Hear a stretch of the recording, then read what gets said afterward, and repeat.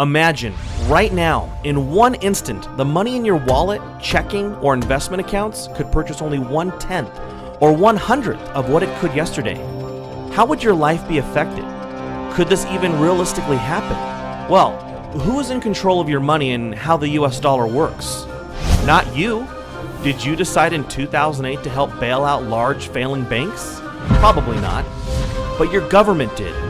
Did you notice how prices rose for gas and food after this? Our crisis was witnessed by the world, by our creditors, yet our government borrowed more money and the Federal Reserve printed more dollars.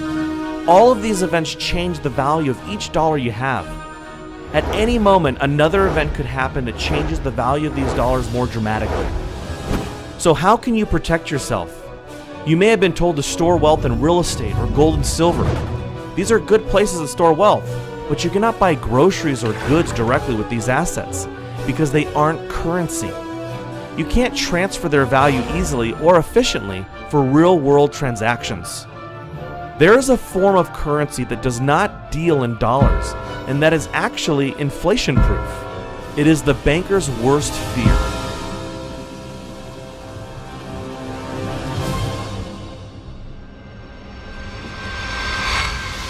Why is gasoline so expensive?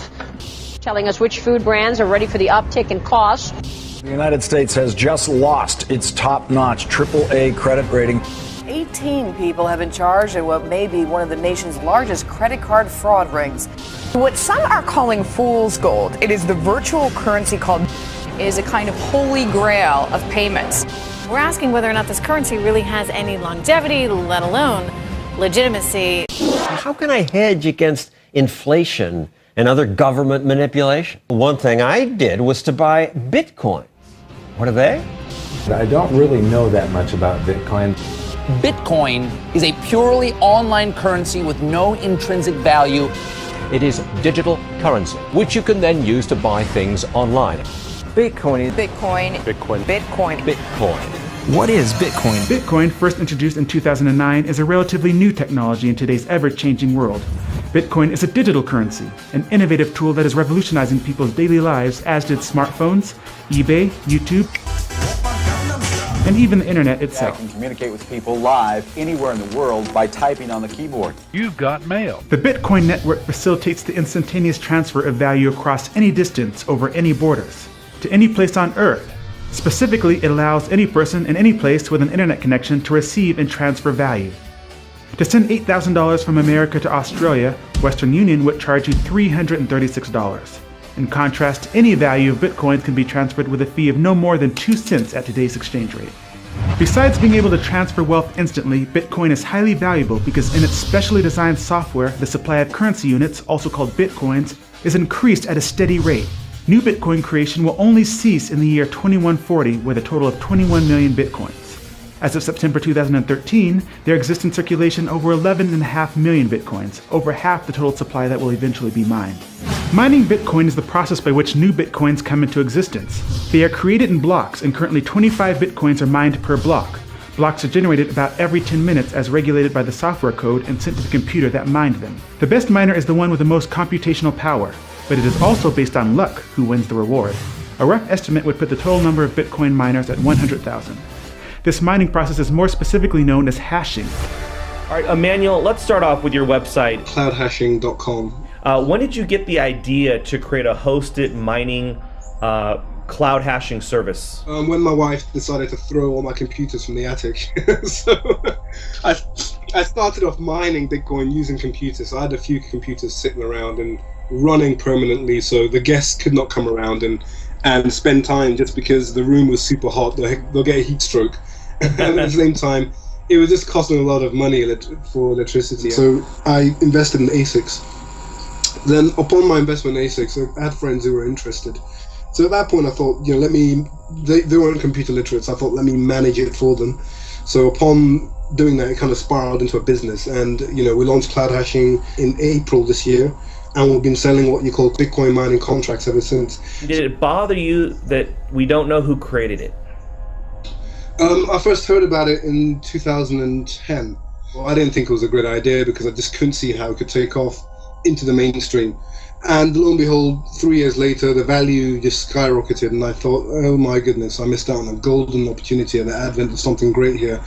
I think the very fact that I didn't know who created it kind of raised a lot of questions. I mean, but realistically, that didn't matter. The maths itself and the proof of work concept itself to super secure currency.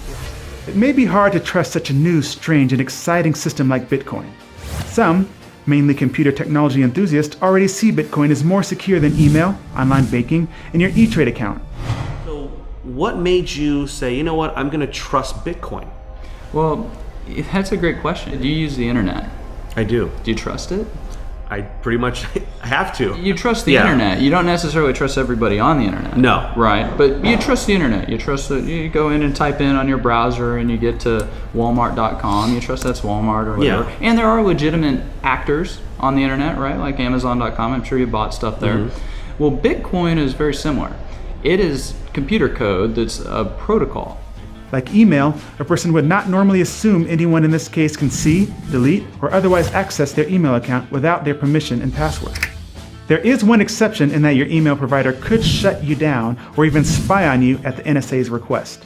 Why should people start taking a serious look at it who want to get off the government's radar? I think it's a very important thing. One thing that we don't really fully appreciate is the level of surveillance that we're under. And now all of your transactions are being databased, archived, stored, and they're going to be searchable forever. And you don't know who's going to be in power in 4 years or 8 years or 20 years. And you don't know what they're going to do with that information. And so why even have that information appear there in the first place? Bitcoin allows you to take control of that and to have it not even appear. This brings us to the topic of centralization. Bitcoin is decentralized. This means there is no central authority that can stop any specific Bitcoin transaction, and the same goes for the Bitcoin system as a whole. No one can lock or freeze a Bitcoin wallet or address, unlike a bank account. No one can arbitrarily create more Bitcoins than the software program was designed to make. No one can change the software without the majority of the entire network of users accepting a change. Programmers of the Bitcoin software are thus limited in their scope of changes to what the market is driving.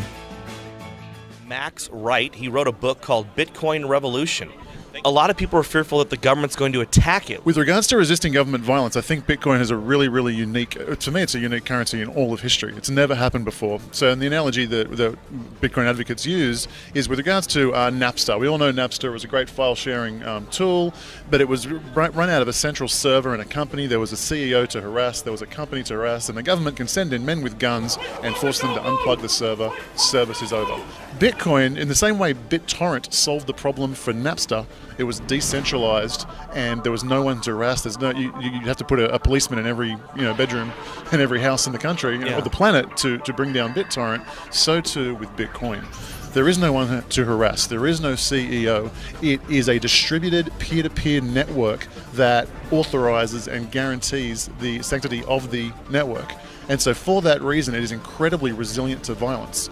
And I find it very, very interesting that at a time when we're going to, my expectation is we're going to go through a currency crisis and currency wars like we've never seen before. I'm here with Jim Rickards. He's the author of Currency Wars. I'll just throw it out there. Bitcoin, what are your thoughts? One of my least favorite topics, because I'm very skeptical of Bitcoin, but I've actually read the technical papers. I've spoken to a lot of people about it. It is cool technology. It's good encryption, the blockchain method of validating, the fact that it's decentralized and dispersed. You can fire a drone missile at a Bitcoin server and it doesn't matter because there's another one over here that's got the blockchain and they can validate. So I understand all that. It's cool stuff, and it does attract libertarians, and it does attract technophiles.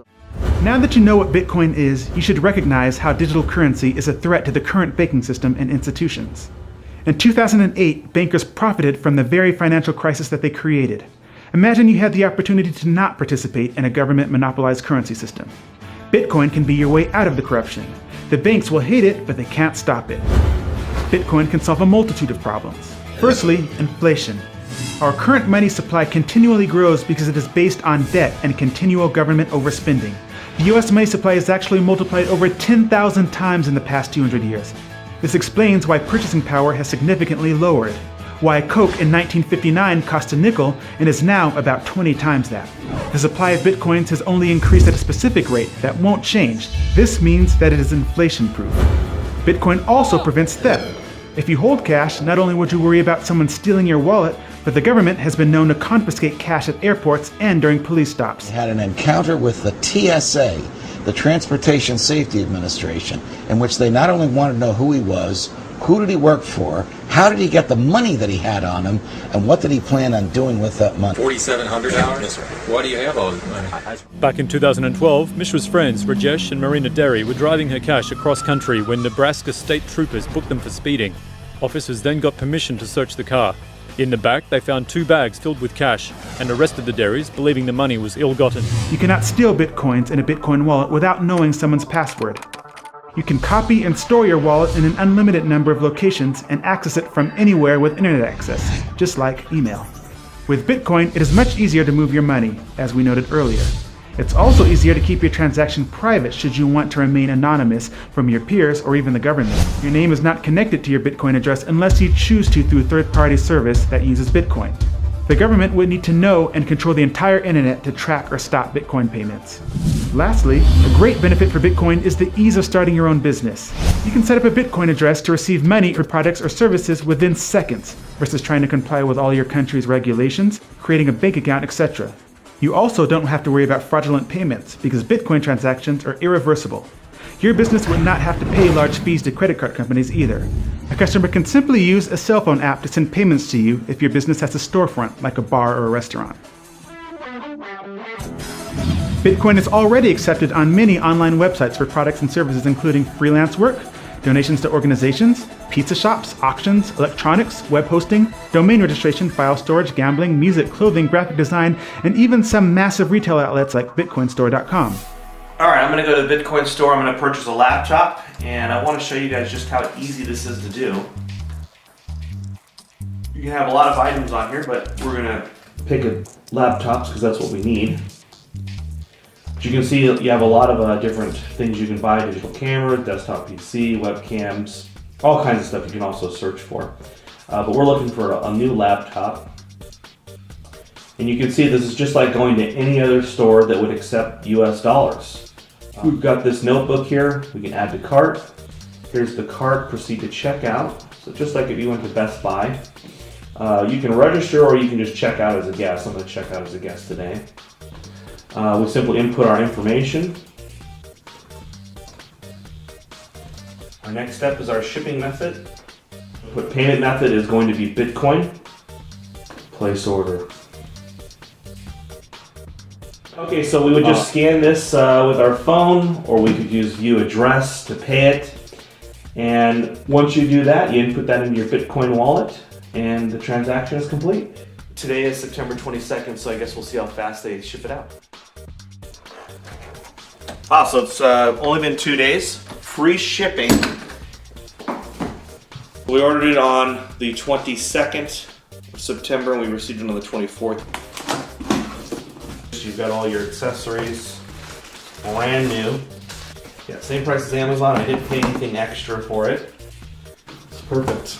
That was easy. Let's see what else I can do with Bitcoin. All right, so I'm on bitmit.net, and I'm going to sell my old TV. A lot of my friends and stuff were giving me crap, so I ended up getting this new TV. I've had this TV for, 10 years now. It's a 62-inch. Sweetheart, some Africans from Ghana want to buy our TV with Bitcoin. Over 1,000 people attended the Bitcoin conference in San Jose, May 2013. The Bitcoin Forum has over 100,000 members discussing Bitcoin. Payment processor BitPay currently has thousands of merchants using their services to accept Bitcoin payments on their websites. As of September 2013, the value of Bitcoins created has reached $1.5 billion as determined by the free market. Bitcoin seems to be growing at a rapid rate, maybe even outpacing the government's ability to regulate it. When the Financial Crimes Enforcement Network of the Department of the U.S. Treasury announced that virtual currencies are subject to the same rules as other currencies, the price didn't crash. In fact, it went up from there, as if attempts to regulate Bitcoin don't matter. This idea that somehow you're escaping government scrutiny or you're outside the government matrix or whatever. It's just not true. Mt. Gox was attacked by the government. Of course, the Silk Road, now arrests have been made. So the government's watching everything you do. So. There were a lot of exchange popping up, and they started getting hammered, and with all the laws and banks closing their accounts and stuff like that. And that made it difficult, but then in comes local Bitcoins. They let individuals advertise whether they want to buy or sell, and those individuals hook up with each other. And that's making it a lot easier. Buying Bitcoin is getting easier. Selling it, I guess, is getting easier too. There's no reason in the world that a privately issued currency couldn't be issued and serve maybe even better, because it's totally beyond the temptation of politicians to start meddling with the rules. It's beyond the reach of political temptation. Now, picture a world where you are in control of your money, where you're free to spend any amount, small or large, anywhere in the world, and your identity is safe. Your money cannot be diluted by government creating it out of nothing and then giving it away to banks, special interests, towards wars, or in foreign aid. You can help stop selfish banking interests. You can shape your destiny. And we don't even have to end the current system. We just merely need to bypass it.